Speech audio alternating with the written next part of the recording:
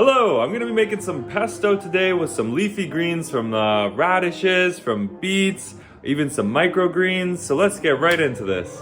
So here I got some leafy greens from beets and radishes from the farmer's market near me. I got some basil also from the farmer's market. I'm gonna put some pumpkin in there just to add like a little bit. Pumpkin's really good for the stomach. Gonna put some chickpeas just for some extra protein. Chlorella seaweed, why not? Some nutritional yeast, almond milk, microgreens that I sprouted up.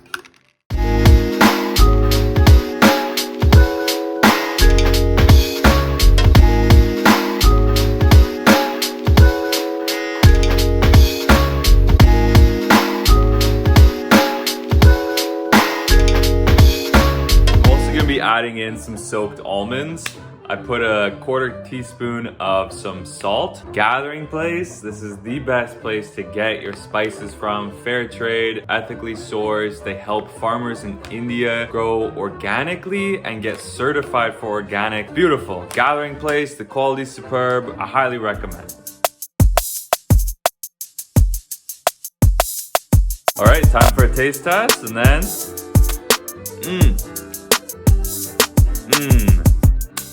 That's really good.